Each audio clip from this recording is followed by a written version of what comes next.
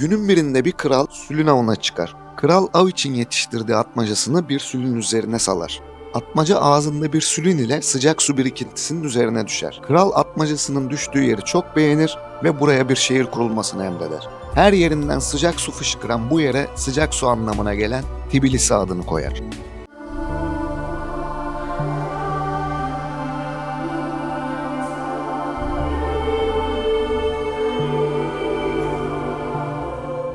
Gürcistan'ın kalbi Tiflis. Eski Sovyet mimarisinin üzerine sprey boyalar ile yapılabildiği kadar Avrupalılaşmış, gülmeyen insanların gri şehri. Kura Nehri'nin iki yakasına kurulmuş olan Tiflis, Gürcistan'ın en kalabalık kenti ve başkenti.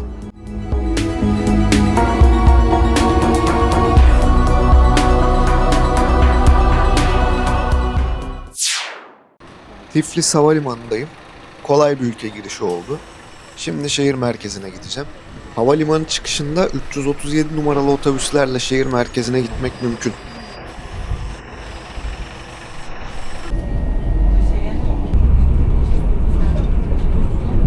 Havalimanından şehir merkezine ulaşım yarım saat sürdü. Otobüs Tiflis'in merkezi olan Özgürlük Meydanı ve Rustavelli Caddesi'ne 10-15 dakikalık yürüyüş mesafesine kadar geliyor. Burada indim. Şimdi şehri gezmeye şehrin kalbinden yani Özgürlük Meydanı'ndan başlayacağım. Şimdi Özgürlük Meydanı'na doğru yürüyeceğim. Yürürken size Gürcistan girişi ile ilgili birkaç önemli konudan bahsedeyim. Gürcistan'a giriş çiftlik kimlik kartı ile yapılabiliyor.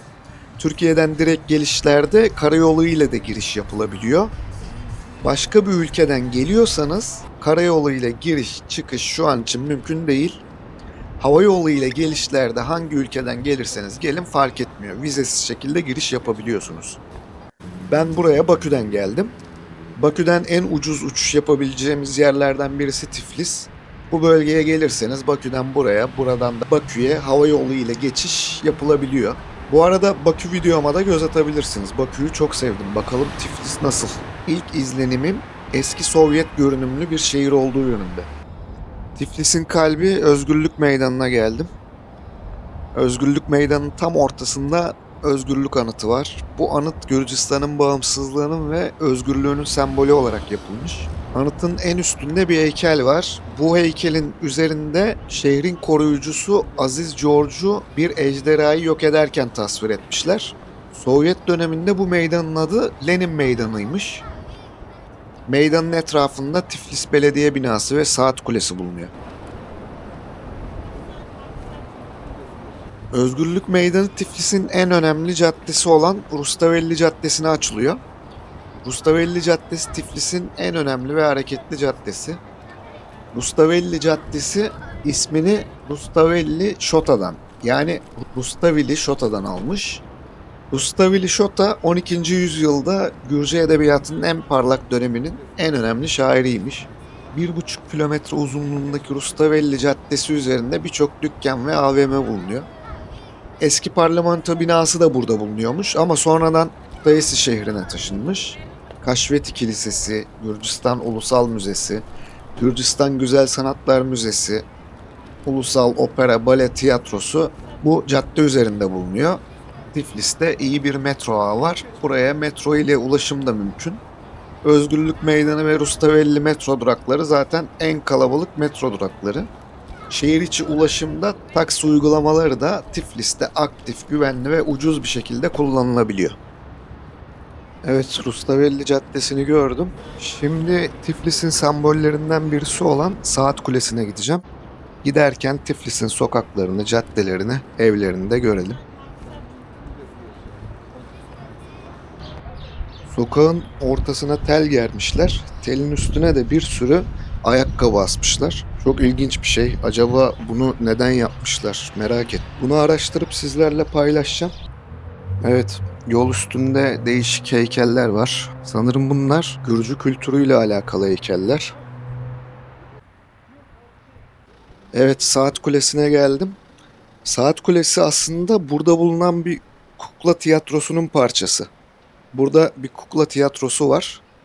Tiyatronun kurucusu bu saat kulesini tek düze ve ruhsuz yapılaşmaya karşı inşa etmiş. Çok tarihi ve eski gibi duruyor ama Aslında 2010 yılında yapılmış. Bu arada saat başı çan çalıyor. Saatin içinden kuklalar çıkıp gösteri yapıyor. Bu da dünyanın en küçük çalışan saatiymiş.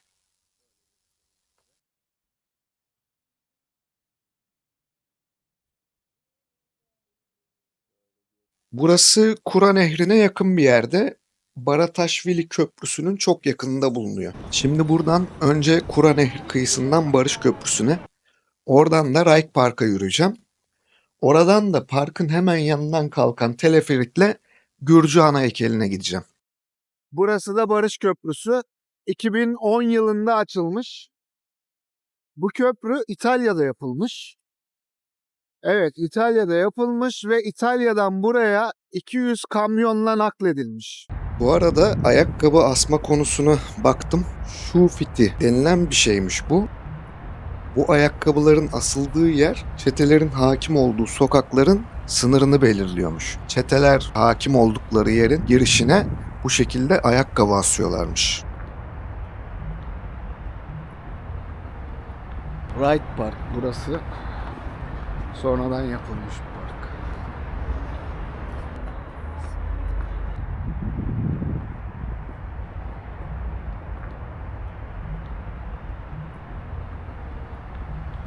Buradan teleferikle heykelin yanına gidebiliyoruz.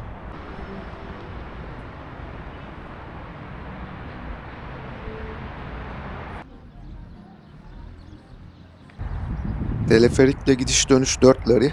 Ayrıca 2 lariye metro kartı almak gerekiyor. Metro kartı almak istemiyorsanız kredi kartı da kullanılabiliyor.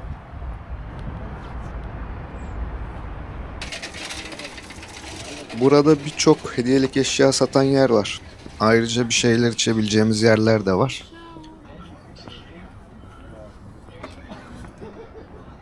Buradan şehrin manzarası çok güzel görünüyor gerçekten.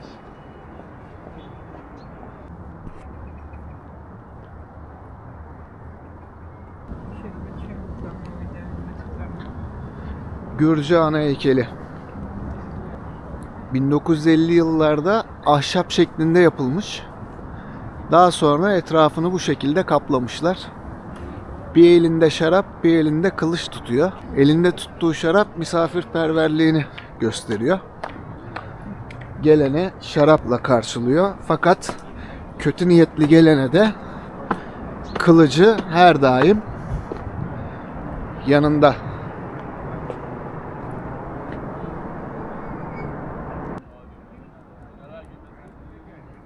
Gerçekten manzarası çok güzel buranın.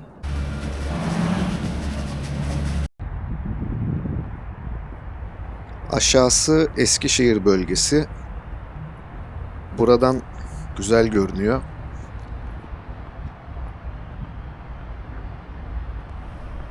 Nehirde tekne turu yapılabiliyor. Barış Köprüsü'nden geçip Eskişehir bölgesini gezeceğim. Burada tavus kuşu ile fotoğraf çektiriyorlar.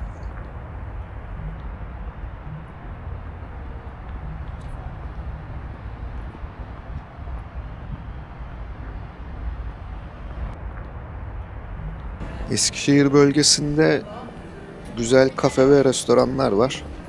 Değişik konseptleri var. Hi, welcome Georgian traditional cuisine with Georgian barbecue. Welcome, Georgian European.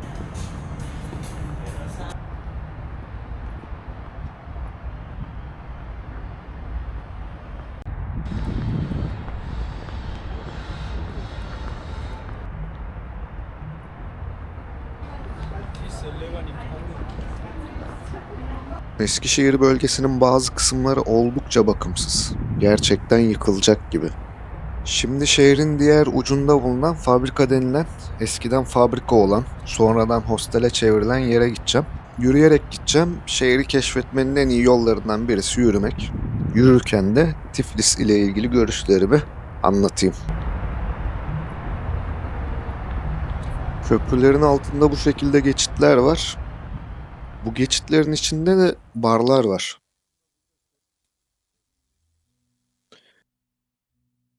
Tiflis sokakları, caddeleri, binaları çok bakımsız. Hem de başkent olmasına rağmen bu şekilde. Ayrıca çok gri bir şehir. İnsanlar da maalesef gülmüyor. Gülmemeleri beni ilgilendirmez ama çoğu yere girdiğinizde selam verdiğinizde selamınıza bile karşılık vermiyorlar. Bir şey sorduğunuzda oldukça sert bir şekilde cevap veriyorlar. Çoğu kişinin bu konudaki yorumu soğuk oldukları yönde ama bana göre bunun adı soğukluk değil. Bir yere, dükkana, iş yerine, otele girdiğinizde verilen selama karşılık insanın kafasını bile kaldırmaması bence soğukluk değil.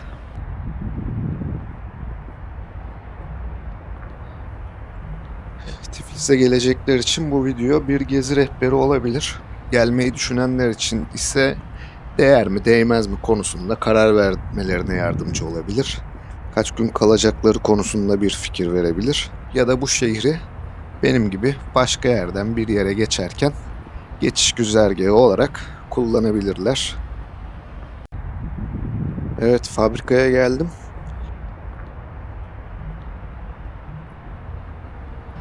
Sovyet döneminde dikiş fabrikasıymış. Daha sonra bu şekilde hostele dönüştürülmüş burası. Aslında çok ünlü bir hostel. İç mekanı burası.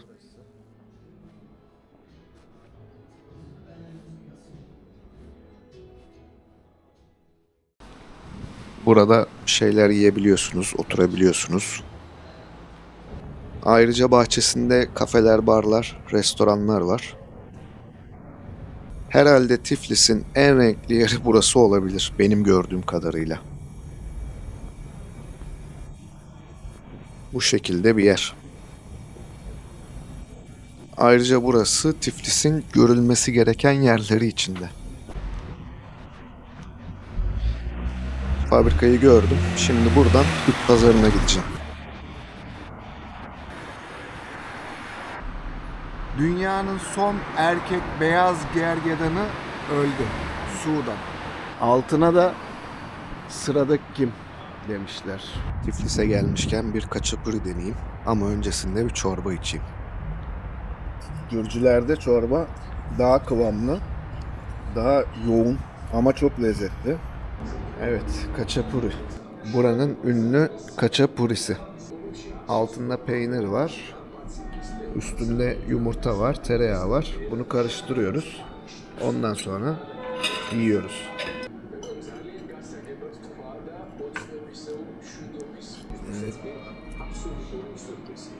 Güzel. Ekmekleri bu şekilde. Evet, fırın dikkatimi çekti. Ekmekleri bu şekilde. Bu fırının içinde yapıyorlar ekmekleri. Evet, fırın görüyorsunuz. Şu an çıkartıyor. Evet. Ekmeklerin şekli o yüzden böyle. Pakistan yemekleri var, Hint yemekleri var bu cadde üzerinde. Yani ikinci adı buranın Arap Caddesi'ymiş. Şöyle göstereyim. Arap Caddesi denmesinin sebebi işte burada belli oluyor. Merhaba, hoş geldin. Merhaba, hoş bulduk. Türk müsünüz? Ama çekme bana. Tamam. Türkçe biliyorum. Türk değilim ama Türkçe biliyorum. Öğrendiniz. Öğrendim. Buralı mısınız? Televizyondan öğrendim. Televizyondan öğrendiniz. Ama benim için de kolay. Kolay oldu. Kolay oldu. Çok iyi konuşuyorsunuz ya. Tebrik ediyorum. Dizilerden mi? Yani 3 tane, 4 tanesi Gürcü restoranımız. Yolun öteki tarafında Arap restoran var. O yüzden Arap Caddesi dedi bize Evet, herhalde. öyle diyorlar ama öyle değil. Değil. Burası Gürcülerin ve birkaç tane de Türk restoranın Kaç olduğu yer. tane? Evet. Teşekkür ederim. Çok güzel mekanlar var burada. Gerçekten çok güzel ya. Bu caddeyi hiç duymamıştım ben. Çok beğendim. Yolun öbür tarafı Arap restoranları olduğu için kendilerince Arap Caddesi demişler. Bu tarafta Gürcü restoranları var.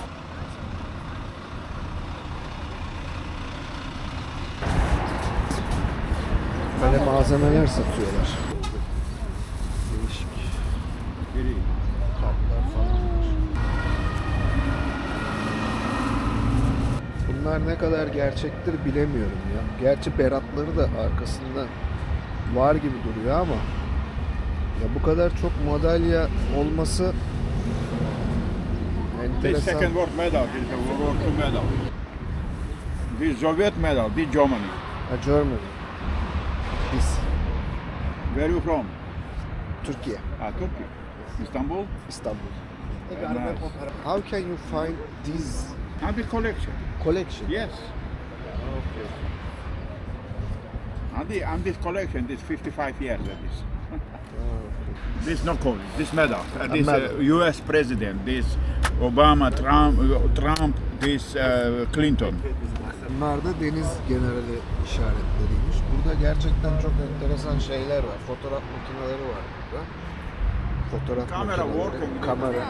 Çalışıyor diyor bu kameralara. Kameralar çalışıyormuş. This cassette 15 minutes. 15 minutes. This mechanic.